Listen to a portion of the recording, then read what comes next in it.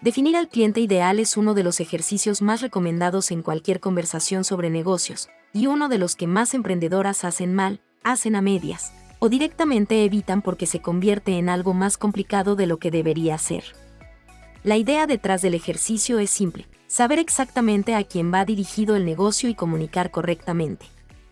Para crear contenido que conecte con esa persona, para diseñar productos que resuelvan lo que esa persona necesita, para saber dónde encontrarla y cómo llegar a ella.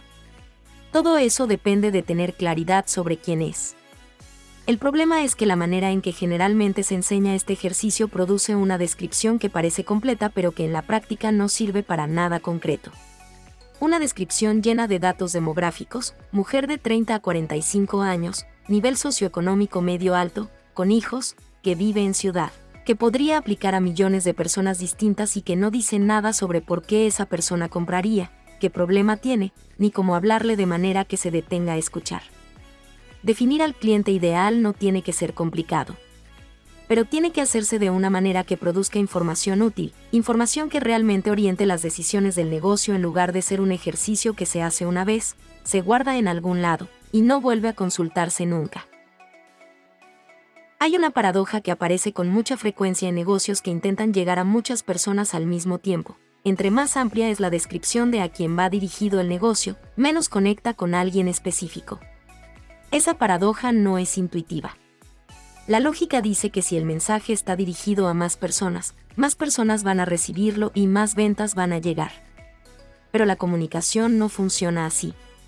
Funciona al revés. Un mensaje dirigido a alguien muy específico conecta con esa persona de una manera que un mensaje genérico nunca puede, porque la persona que lo recibe siente que fue hecho para ella.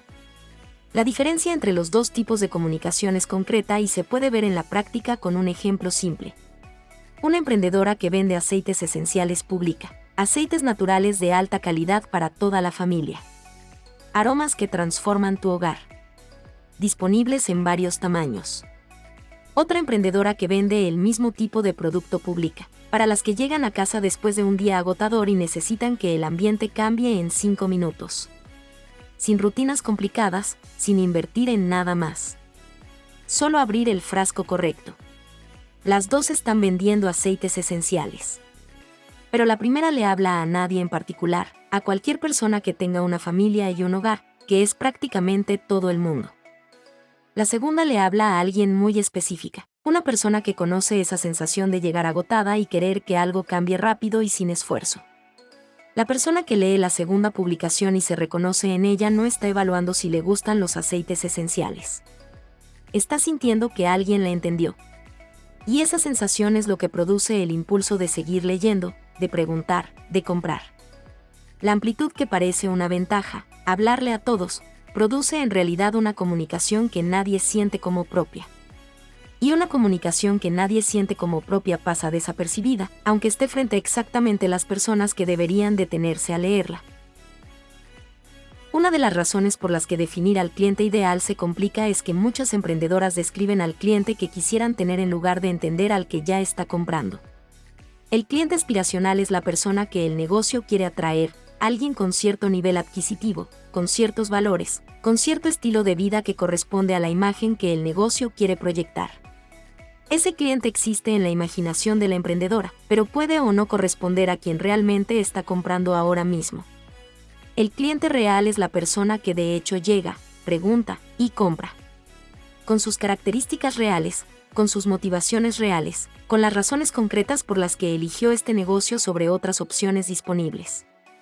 La confusión entre los dos produce un problema muy específico. El negocio diseña su comunicación, su producto y su presencia para alguien que todavía no llegó, mientras ignora o subestima la información que el cliente real que ya está comprando podría darle. Y esa información, la que ya existe en el negocio, en las conversaciones con clientes reales, en los pedidos que ya se han hecho, en las preguntas que se hacen antes de comprar, es la más valiosa disponible. Porque no es hipotética. No requiere investigación de mercado ni encuestas. Es información real sobre personas reales que ya tomaron la decisión de comprar. Para entender la diferencia entre lo que el negocio cree sobre su cliente y lo que el cliente real muestra, vale la pena conocer a Renata. Renata vende ropa de maternidad hecha a mano. Cuando describe a su clienta ideal, habla de mujeres profesionales, urbanas, con gusto por la moda, que quieren verse bien durante el embarazo sin sacrificar estilo. Esa descripción es la que orienta sus publicaciones, sus precios y el estilo de sus diseños. Pero cuando Renata revisa quienes realmente le compran, encuentra algo diferente. La mayoría de sus clientas no son mujeres que priorizan la moda en general, son mujeres que específicamente se sienten frustradas con la ropa de maternidad disponible en el mercado, que les parece incómoda, poco práctica, y que no refleja cómo se ven a sí mismas. No buscan moda, buscan sentirse normales durante un periodo en que su cuerpo está cambiando rápido y la mayoría de la ropa disponible las hace sentir como si estuvieran usando un disfraz. Esa distinción, entre querer verse bien por gusto a la moda y querer sentirse normal durante el embarazo, parece sutil pero cambia completamente la comunicación. Una apela a la vanidad. La otra apela a algo mucho más profundo, la necesidad de sentirse una misma aunque el cuerpo esté cambiando. La información que Renata necesitaba para hacer ese ajuste ya estaba en su negocio. Estaba en los mensajes de sus clientas, en lo que decían cuando hacían un pedido, en los comentarios que dejaban después de recibir su ropa. No requería investigación adicional. Requería prestar atención a lo que ya estaba ahí. Con la distinción entre cliente real y cliente aspiracional clara, la pregunta que sigue es cuál es la información que realmente importa conocer. La que produce una descripción útil en lugar de una descripción que llena un formulario pero no orienta ninguna decisión. La información demográfica, edad, género, nivel de ingresos, estado civil, ubicación, es la más fácil de conseguir y la menos útil para la mayoría de las decisiones del negocio. Saber que la clienta típica tiene entre 28 y 42 años y vive en una ciudad no dice nada sobre cómo hablarle, qué ofrecerle, ni por qué elegiría este negocio sobre otra opción. Lo que produce información útil son preguntas sobre situaciones y comportamientos. La primera pregunta importante es, ¿qué problema específico tiene esta persona que el negocio puede resolver? No un problema genérico, uno específico. No quiere verse bien, está cansada de llegar a eventos y sentir que su ropa no corresponde a cómo se ve a sí misma. No quiere organizar su negocio, tiene miedo de que el caos operativo que maneja ahora se salga de control cuando las ventas aumenten. No quiere comer más sano, lleva 2 años intentando cambiar sus hábitos de alimentación y siempre vuelve a los mismos patrones porque no tiene tiempo para preparar comida elaborada. Esa especificidad, esa descripción concreta de la situación que produce el problema, es lo que hace que la comunicación conecte. Porque la persona que la lee se reconoce en ella.